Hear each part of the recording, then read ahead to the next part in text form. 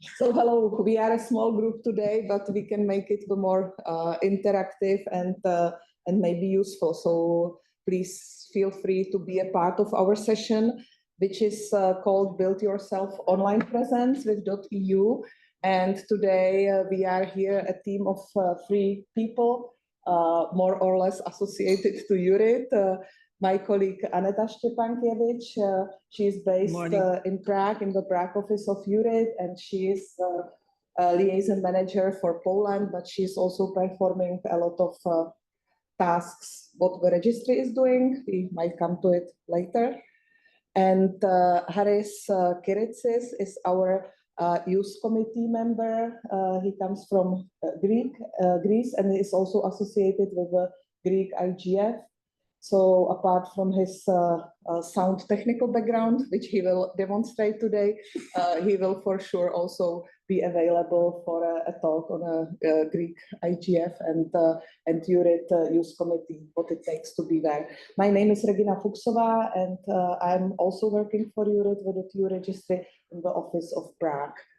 So we will start the session with the practical part, how to set up the online presence, and then we will continue a bit more to online brand building and protection. I give the floor to you, Haris. So, good morning. I would like to ask if any of you own a domain name? No? No.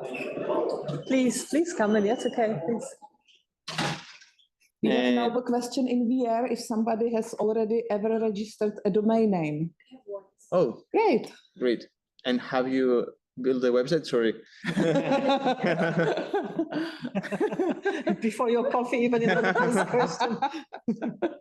So yes, what was the question? Have you built a website for yourself? I did, yes. But currently there was some update issue and now it's like more functional again. But that's another issue. Maybe we will speak about it. Yeah, maybe we can discuss about it. So we will also talk about internationalized domain names. So you know the domain that EuroDIG is registered is the .eu, but they also register .epsilon, that is the Greek script domain, and I cannot prefer that, but it's the Cyrillic script. Can you? AU. So the .au and Cyrillic script.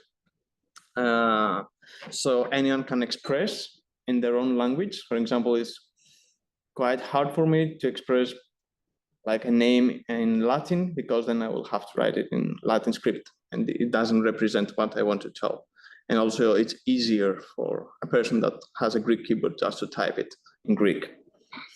An internalized domain name looks like this. So you may see that in your browser, that is in Greek script, and it translates as you see below. You can see it here. And your browser will be so something like this. It's not happy right now because we have not set up the domain yet, and it doesn't resolve. So it's like this now. And sorry. EuroDIG has a great tool in order to find the correct register. For example, let me share my screen. Okay.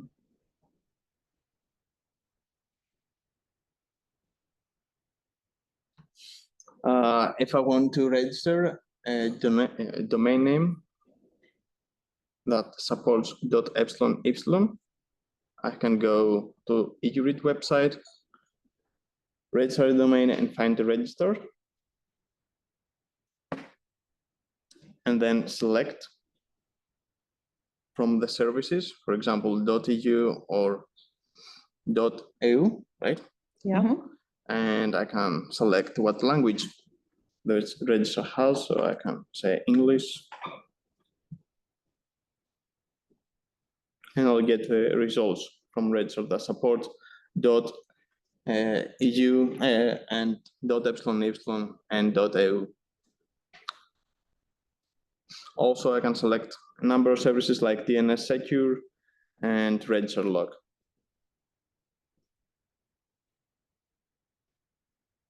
Now, you already have a domain name. You can register a domain name, and you have to have a hosting plan in order to host your website.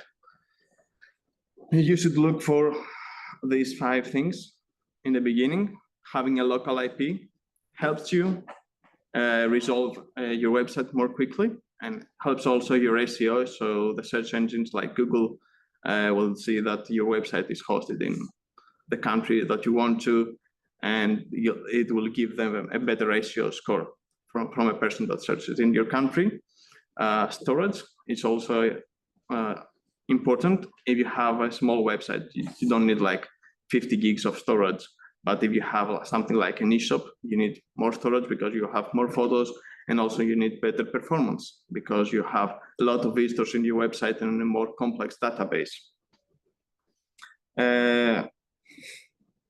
Also, there are some features.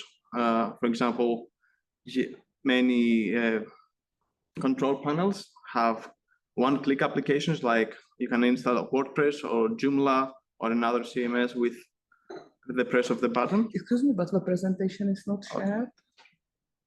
Sorry for that. Yeah. And they also offer you free SSL certificates.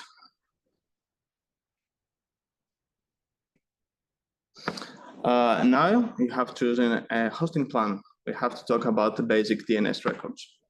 The most important record is NS record, or name servers, which points to the server that contains the actual DNS records for your domain name. Then we have A and quadruple A records that indicates the IP, that is the address of your domain name and your website. So when you type, for example, euread.eu, then it translates it to the IP address, and then your browser can get all the images and the text from the server. That is the website. You have the MX records that are the records of the mail server that you use. And we have the TXT records that are multi-purpose DNS records. For example, you can use it for email security or for site verification. Here we have some examples. For example, the domain we have registered for this session, that is a Greek script domain, has its name server records set up like this. And we have the A and 4A records showing the IP address of our server. Our MX records have our mail server, that is mail.epitropinneon.eu, with different priorities. So we have our main mail server with priority 10. The lower the number, the higher the priority. And we have a backup email server with priority 20. And here we have some TXT records that is for email security that we see. Now, there is a problem with IDN domains and email. In the last few years, we have some big companies like Google and Microsoft supporting IDN domain names, but they're still very not workable because, for example, in Outlook, you can see that you have this sender address and not the original that should be epitropinneon.eu in Greek script. It cannot recognize Greek script or some other providers of email, like this is my Proton Mail, for example. They cannot even send an email to an IDN email address. Now let's talk about email security. And excuse me, Harris, you are speaking about like the fully, also before at the IDN, or only in the domain name? That these problems, what you said. Before at, you cannot use anything else than Latin characters. You should only use Latin characters. So I cannot use Greek characters or Cyrillic characters before at. I have to use only Latin characters before at. Which is when a problem if you want to use the, yes. the domain to enable people who do not speak English or do not use Latin alphabet. So it's against the whole idea of the internet internationalized domain names, but it's also a problem of the technology of email being a bit old. So you can.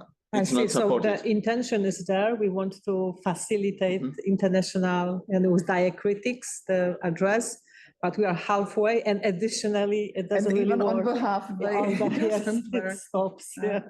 But intention is there, you know, like it takes time probably. Yes, and like we see like some major players like Google and Microsoft supporting it, and we also see like hosting platforms supporting now international domain names that it wasn't there before.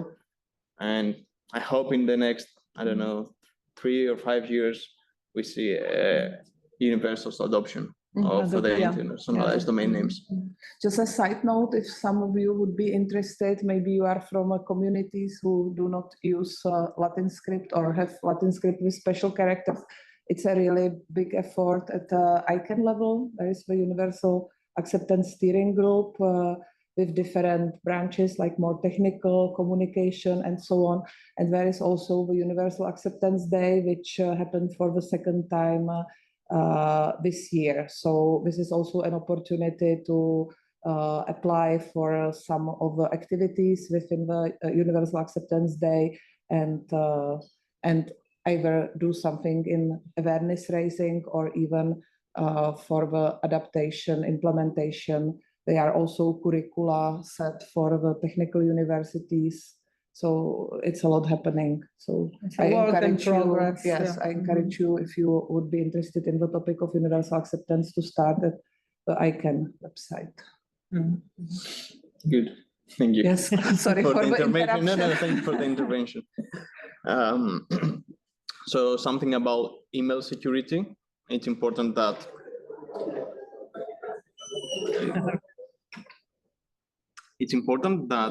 when you send and when you receive an email address, you know that the email that you received, it's from the original sender and it's not been altered. For that reason, we have these three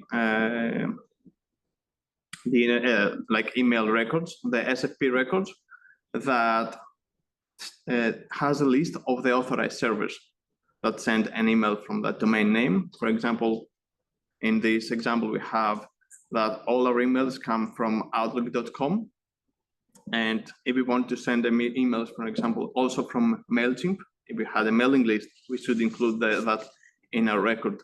Because if we don't have it in our record, then it will go to the spam folder of the recipient.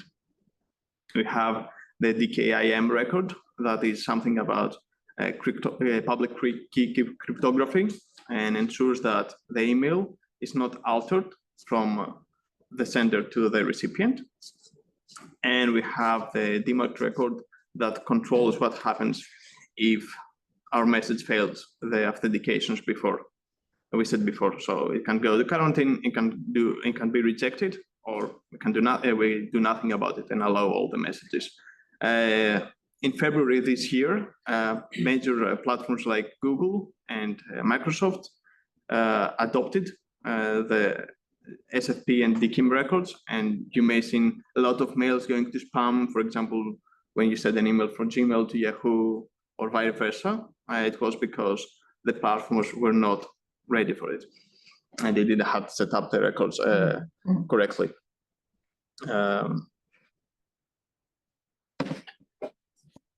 So we can now set up an email. We will set up an email at Outlook. To see, it's very easy if you have already a domain name, and it's very easy to purchase a domain name to just have your custom domain. You are again not sharing. Yeah. Sorry.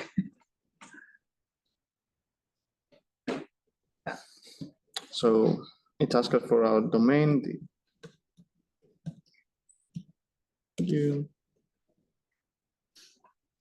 And it creates all the DNS records that we will need for us. And the first step is to verify that we own the domain name. So we copy the value, we add it to the TXT record. It's in Greek, let me change it to English.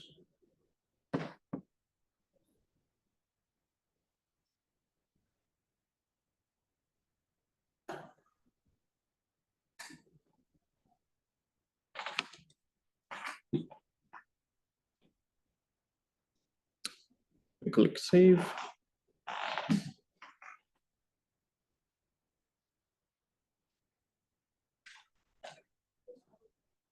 Some problem. Yeah. It needs some time, but I'll show you how it looks with other domain names until it gets verified. So it creates the DNS records for us, and we just copy and paste. We paste it to the correct records in the DNS settings. For example, we have MX records that we saw. We control the priority, and we add it's frozen. And I thought that you want to show the Samsung. No, it's Okay. It's the same.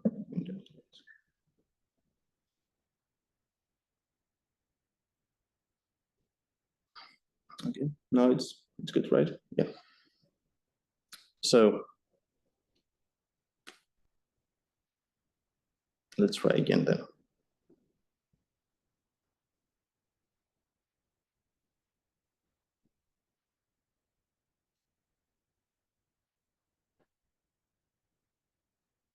And in the meantime, Laura is asking if we can share these slides to the participants. How can it work practically? Is it the best to upload it on the wiki? Do you know?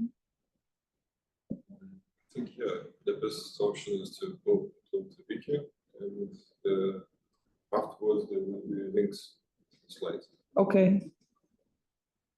So thank you, Laura, for the question. We will put it on the wiki to the session. So we add our MX record that shows the mail server. I will create it in my own because the system doesn't seem to work right now as it should be.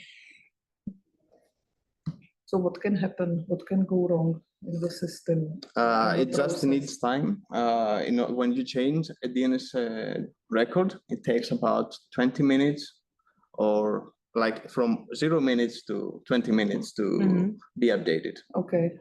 Usually. And today is what 20 minutes variant. Yep.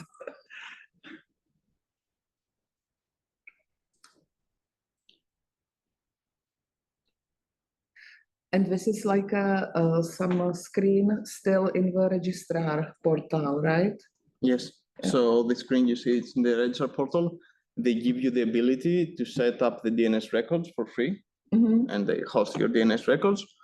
Or if you have a hosting plan, you can do it in the screen or in the control panel of the hosting plan. Let me see.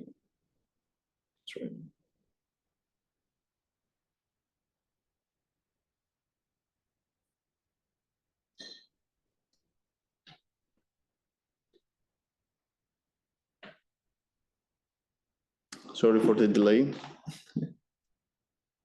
So now something is happening. Yeah. Yep. So we are alive. Yeah, I'll share my whole screen. How do you want to connect your domain? Wow. We'll provide a list of DNS records. Okay, so you have a guide then with some registrars, yeah? For some reason, the accessibility settings it's opened up. Yeah. Okay. So it verified my domain name, and now it asked me if I want to connect my domain name to also have emails. And just like this, it creates the MX records we discussed. The CNAME record is for DKIM authentication, and also for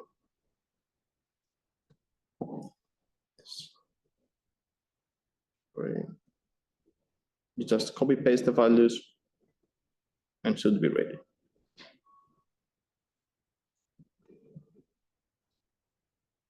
And this is the SFP record we talked about. It's simple as copy and paste the values.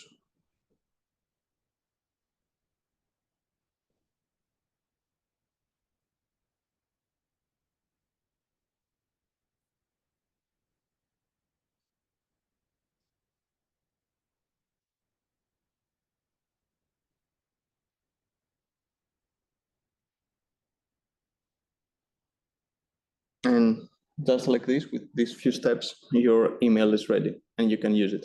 You can assign it to your profile and you can send emails in about like 20 minutes.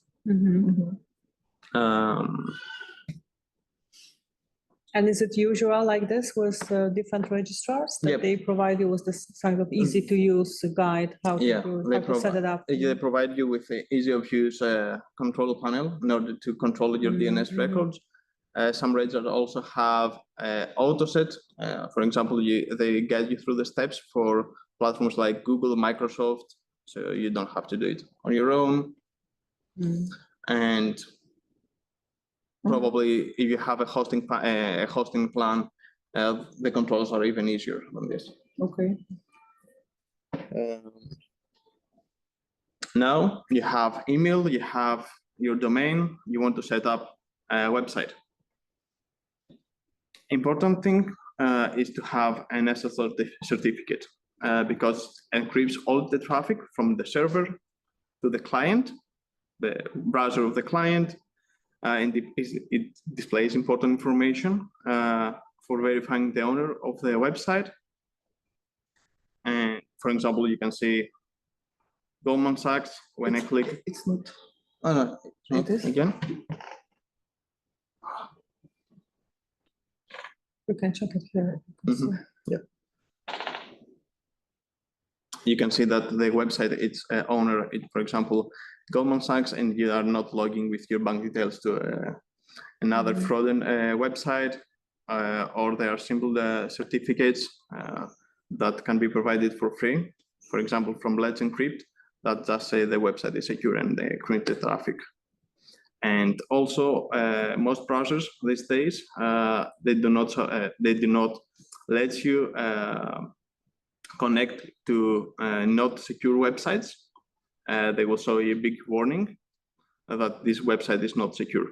So your website will not be accessible for many people, and maybe they have some company policies that then do not allow them to connect to not secure websites. And also your search engine optimization score will be very bad. So your website will not appear in Google results or any other search engine. We will use WordPress. So there are some content management platforms that allow you to build a website easily, like WordPress, Joomla, or Drupal. We will use WordPress for this presentation because it's easy to use, free and open source. They have many plugins and pre-built themes that you can choose of. There are a lot of tutorials online if you want to do something complex. And also they can have the function, WordPress have the functionality of an eShop with an easy plugin that's called WooCommerce. And just a fun fact that WordPress powers 43% of all websites throughout the world.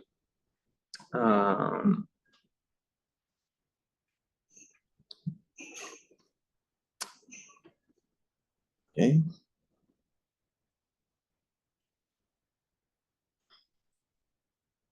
So the first step to set up your web page is to connect the hosting plan server address you have chosen. The hosting plan you have chosen, they give you some server address that is the name servers that we talked about earlier. And for example, in our case is these two. And in your domain name control panel, then is easy of use button to update your name servers. It's common in most domain name registers. This process takes about 48 hours. This is why we have already done it. And now we're ready to add our domain name in a hosting plan.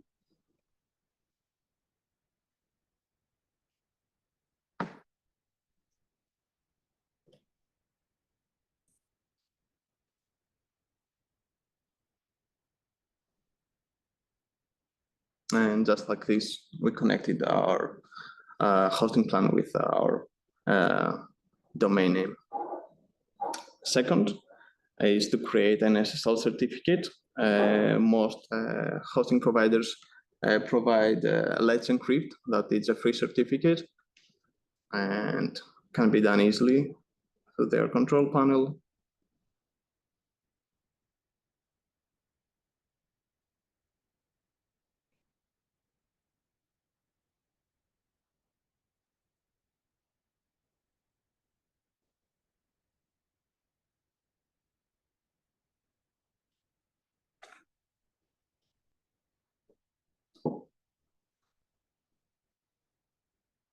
And in a few seconds, we created an SSL certificate and our domain is now secure.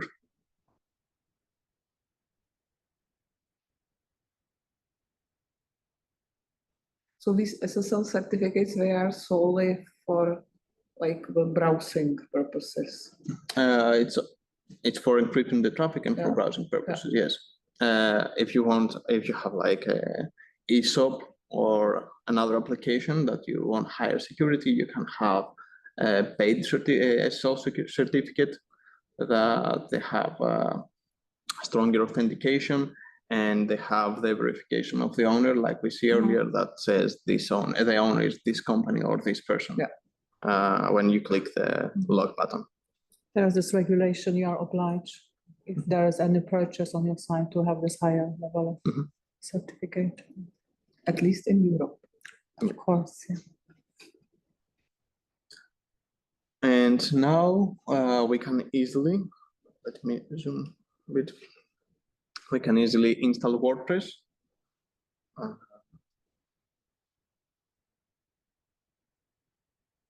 Give our website a name.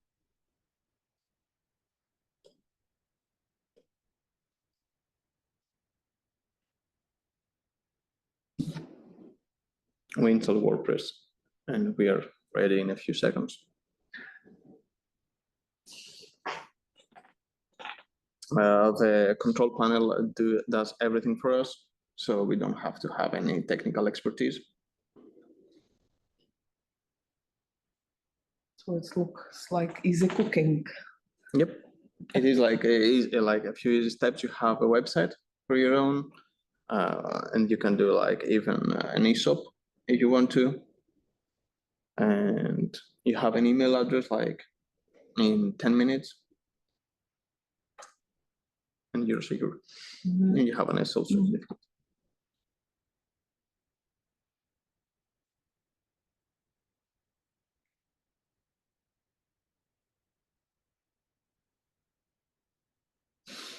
It also has like some information. For example, this says that our database version is out of date, and we can solve it by going to our dashboard here, clicking the PHP version that says also outdated, and we can select a newer version. Apply, and we are ready to go.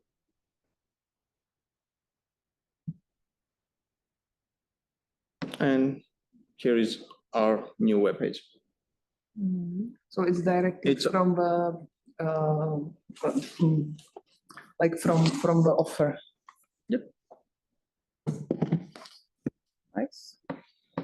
Now my colleagues Regina and Aneta will talk about brand protection and domain names. Yeah.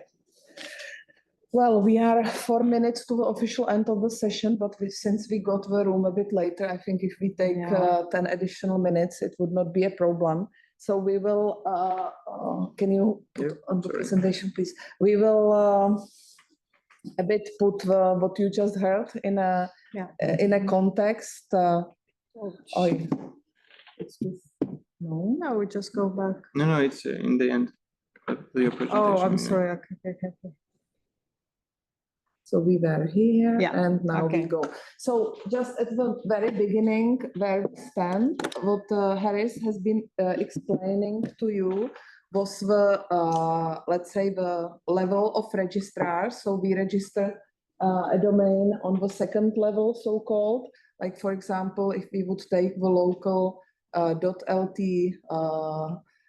Lithuanian registry, we would, for example, register Zalgiris, the basketball team, .lt. So this is where we were now. And it's typically for the country code top-level domain names. A registrar is a partner accredited registrar. It's a commercial company offering also, as Harris showed, packages of hosting and so on.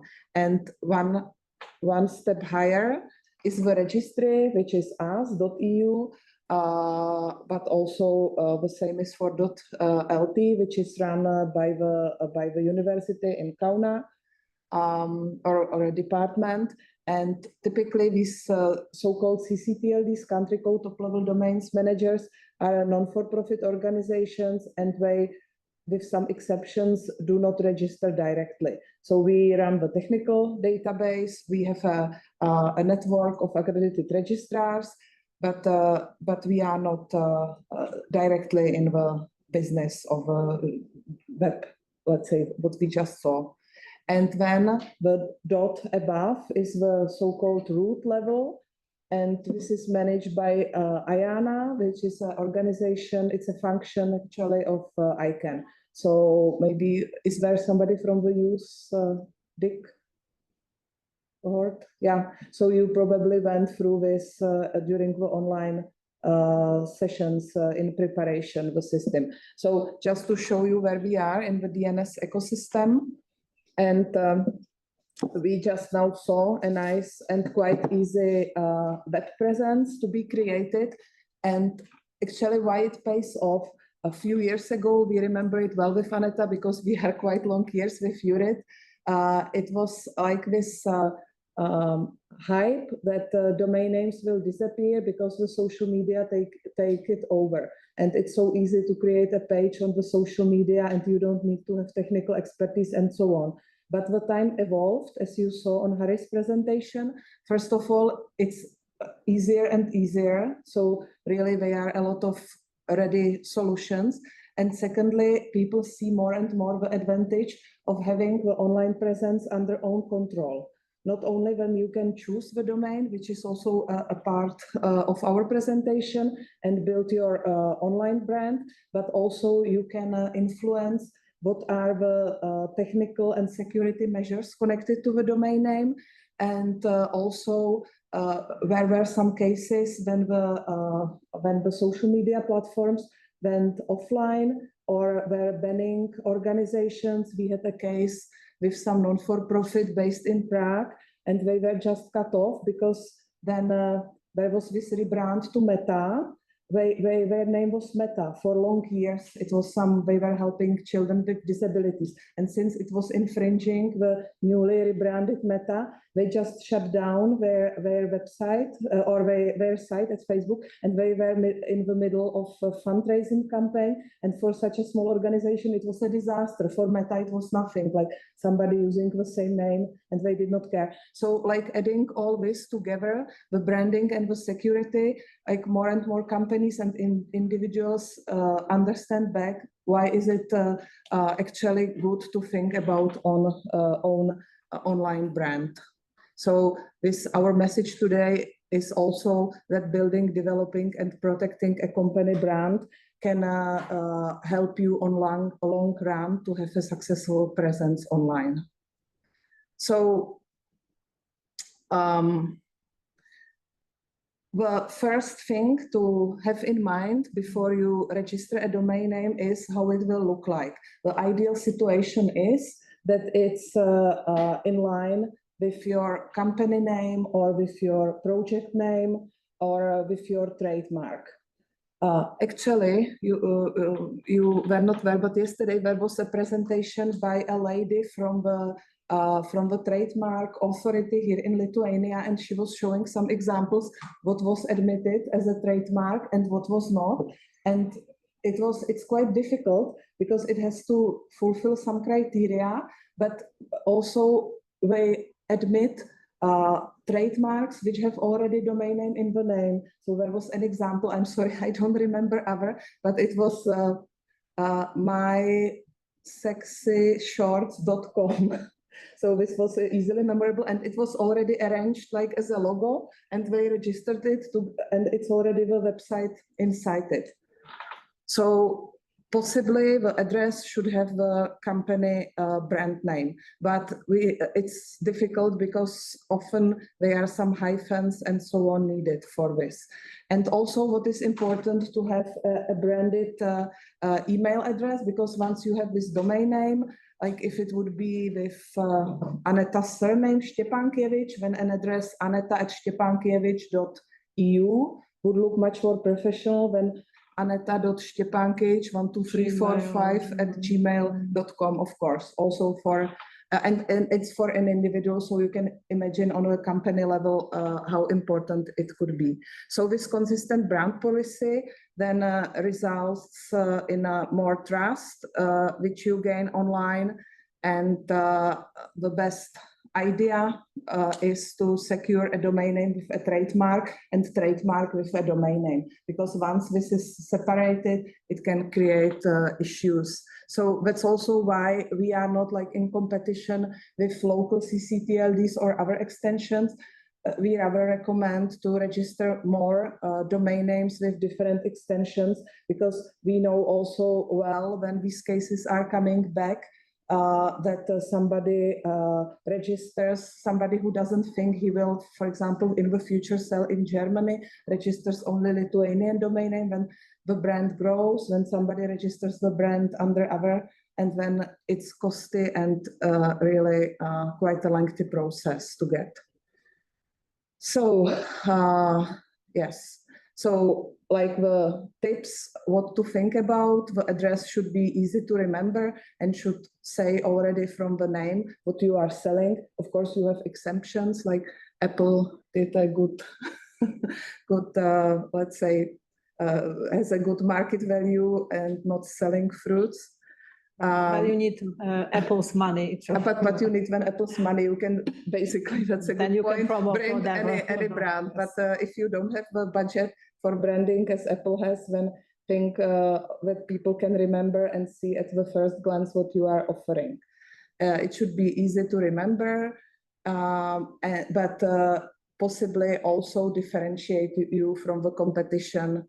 Yeah, so that people are not misled and do not land at other companies.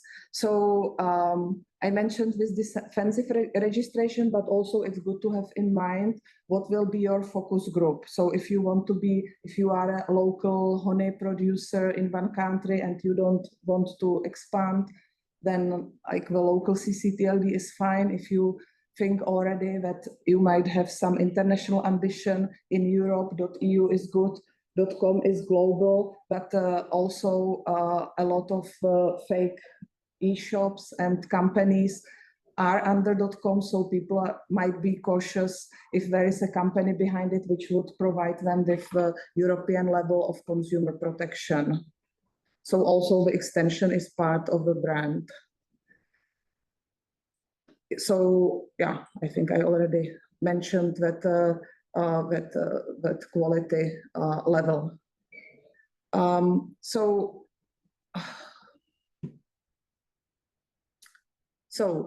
just to sum up, before I give the floor to my colleague to tell you more about the technical aspects. So a good and prospering online presence is depending on the domain name, of course. So you should think about technical protection, DNSSEC, registry log, we will explain more. And then also administrative maintenance, this is very important. .eu has my.eu platform and also Whois service where you can check your registration data and also manage the domain name. And this is extremely important. Again, from our experience, there are many cases of companies who do not pay attention of keeping the data updated, and then it can lead to serious problems. Yes, so the DNSSEC is a technology which is based on like circle of chain of trust. And if like all the steps in the hierarchy of DNS are secured by DNSSEC, then it very efficiently protects you or your customers from being redirected to fake bank or other websites which then trick you to enter the personal data, which is like the most common case. And also many registries, including EuroDIG, they offer something like registry log, so that it's not easy to change the registration data of a domain name, but you have to have an authorized person. And at our end, we have people who approve manually. It's like really by phone call. It's very like secure, so that you cannot or hopefully cannot trick it. You have a list of people who are entitled to make the changes, and at our end also human people. So for like high value brands of big companies and so on, this is very recommendable, because again, we have cases that it can happen even to a big registrar that they send a bulk delete command, or somebody like from the IT department who was fired still wants to do something bad to the company, and if he is the sole person who can easily do the change, this all can happen. So I'm now giving the floor to Aneta. Okay, thank you. I will tell the organizer we need a few more minutes. Yes. I need like 5 more minutes minimum, yeah? Okay. So as Regina mentioned, let's have a look at the previous slide. Important is to have this administrative maintenance to protect your brand. Probably it sounds, okay, maybe closer. Okay, so probably it sounds maybe a little bit like not counterintuitive for you that protecting your brand is connected to some administrative job or work. Yeah, okay. Is it okay? Oh, okay. Okay. Sorry. So, no. So let's move back now. And actually, it's very important, because as a domain name holder, because let's say like that we are now a domain name holders, and let's take just this artificial journey just to see how our system works and what offers to end users. So we call it end users, we call domain name holders, yeah? Is it? Just ignore it. Okay. Just continue. Okay. And a domain name holder can manage easily and smoothly the domain name, let's say, life cycle, only providing the registration data. It means contact data of the domain name holder are correct and updated. Otherwise, if this is not so, then practically a domain name holder can hardly manage the domain name. And just remember that the domain name stands for a website, right? And in extreme cases, it may even happen that the domain name is going to be taken over by some malicious actors. That sounds like a strong statement, right? So let's have a look, why is that so? So basically, for this administrative maintenance for domain names holders, we offer 2 platforms, and one is called MyEU, and that's simple, then online application for all end users. And here's the login page. And when you enter that platform, you as a holder, you may manage certain operations around your domain name. And this is like, for example, request a transfer authorization code, because when you want to move your domain name to another provider, or we call it in a professional jargon, registrar. So if you want to move out to another registrar, to another subject, you need a transfer authorization code, or we would like to, for example, trade this domain name because you don't want to use it anymore. and you want to trade it for nice money to some other subject. So for all that, you need a transfer authorization code, and you can manage it, obtain it at this MyEU platform. Then also you can download here a statement of holdership. What is the statement of holdership? It's something which confirms your holdership over the domain name, and you need it in many cases, for example, for some legal proceedings at the court, for some administrative reasons, for accounting, or even if when you are applying to the tender. In many countries across Europe, you need to prove that you are actually a holder of a domain name on which you are going to run some project or some business. So you need that document, and you can download it from this MyEU platform. It's generated automatically for free and in the registration language, so in your language. And we have like plus minus 250 requests per month for this statement of holdership. And usually like plus minus 40% comes, of course, from the companies, yeah? So that's what you can get. Then you can also check and validate registration data. I will speak a little bit about that later. And also you can check the DNS quality score, and also I will do about it a little bit later. Then another platform which is useful, it's so-called WHOIS database, yeah? I guess you know probably what is that. So every registry needs to run such a WHOIS database. It's like, let's say, directory of all domain names together with the registration data of holders of those domain names. And why so? Because domain names are defined as part of strategic infrastructure. And it means that nobody can purchase and register a domain name like a pair of shoes incognito. It must be always associated with registration data. So that's why each registry, each and any runs such a WHOIS database. And also, of course, we do that. And at top, we have, as any other registry, a public version of this WHOIS database. And that one is open to everybody over the internet. It serves like a lookup service. So anybody can go and check if a given domain name is still available, so not registered by somebody else. Like I could check whether aneta.eu is taken or not. And if this is taken, so registered by somebody else, you can also check who registered that. Here you have a snapshot of the inside of this WHOIS database. It's packed with information, but here with just a little section, you can see a registrant. Registrant is again a jargon for simply a domain name holder, so for somebody who's holding a domain name. And in this case, you have some company, Allegro, and you can see only the basic information like email address and the location address of the company, nothing but the city, Poznań, and that this is in Poland.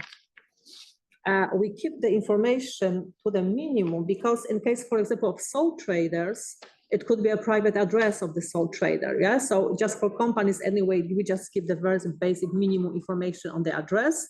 There's always, as you can see, circled now, the email address. And in case of a private person, there won't be any name, any address, but only the email address, because we are GDPR compliant, of course, when it comes to the public version of WHOIS database. And this email address is very important because this is the official one in our database assigned to the domain name holder. And that one, this one, you need to use to log in to the MyEU platform. So in case that is not correct, that is not updated, you cannot log into your MyEU, and you cannot really manage your domain name life cycle. So that's the first issue. And another is that then you cannot, for example, transfer or trade this domain name to anybody else. And for that reason, in the WHOIS database, we provide so-called request a transfer authorization code form. And here you can request like an emergency transfer authorization code in case you don't have updated this email address and you don't have access to MyEU.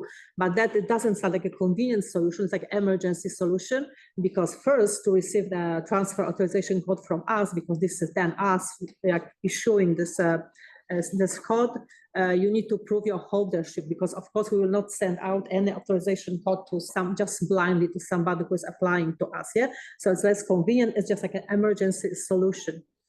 So this is like just to remember that this email address is very crucial, because you cannot do any operations. And by sending this emergency transfer authorization code, that doesn't mean that we will update this email address automatically in Whois. You need to actively contact your registrar, so your provider, and make sure that this is going to be updated in our Whois database. Yeah. And then we take security at EuroDIG in an even more complex way. So it means we provide some little brand protection tool directly for domain name holders. And we have it from the level of My EU, for example. And here, after login, you can see like more information in the My EU platform. So here you can request transfer authorization code. Here you can validate your registration data, because as I mentioned about the email address, you need to make sure that all the data are correct and updated. And even more, you need to validate them for EuroDIG, because we need to be sure that this data which you enter are true ones and confirmed ones. But this is like a huge topic of validation data. I guess you already heard how complex it is, and we are not going to this room now. We just like to focus on this little brand protection tools. And this is here, you can see DNS quality score. You can check it as a domain name holder. So what's the quality score is how high or how low it is for your domain name. Here you can see it closer. So basically, on the weekly basis, EuroDIG runs technical testing on each domain name which is active. And our system checks some parameters. For example, if all name servers linked to the domain name are responsive, then if the DNSSEC key, Margina mentioned before, is correctly configured, and then if a domain name is reachable via over IPv4 or IPv6, and plus other technical parameters, just to check how far and how much domain name is secure and functional. And of course, as a domain name holder, you hold your website on the domain name, so it's worth knowing and monitoring, because you would like to know how functional and secure the domain name is. So this is like one tool. And also you can, of course, check at the My EU platform your domain name servers. Yeah, this is what Harris was mentioning about, because all is like in a package. You need to have it secured and you need to know it. And then 1 minute, okay? Okay, I'm just almost finishing.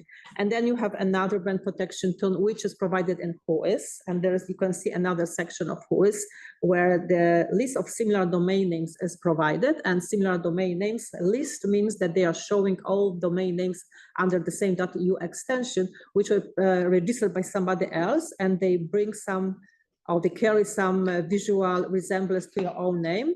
It's worth knowing it, because you can we can check whether somebody else is using very similar domain name and for what purpose, because it might be abusive purpose. Somebody would like to, for example, try to impersonate your domain name. Yeah.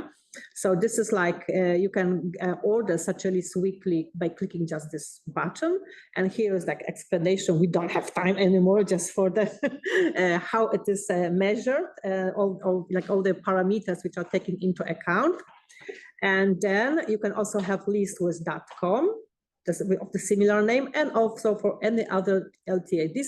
And you can see that, for example, for domain name vilnius.eu, you have like 47 other TLDs registered. Yeah. And then that's the very last protection with trademarks. We combine protection of domain names with trademarks. And for example, here is the EUIPO, because we cooperate for the last 8 years with EUIPO, so European Union Intellectual Property Office. And then we will have a closer look if this vilnius.eu was registered, and it is. Then it takes and you click, it takes you to EUIPO site with all the information. When it's not registered, it takes you to the application side of EUIPO and you can register it. And that's very important, because then you can protect your website against cyber squatting and impersonating of your domain name and, losing your traffic or whatever. Okay, I'm just finishing now, sorry. And if you have any question, just reach out to any of us. We will put the presentation on the wiki, which is possible, right? Yes, definitely. So thank you very much. Thank you. Thank you.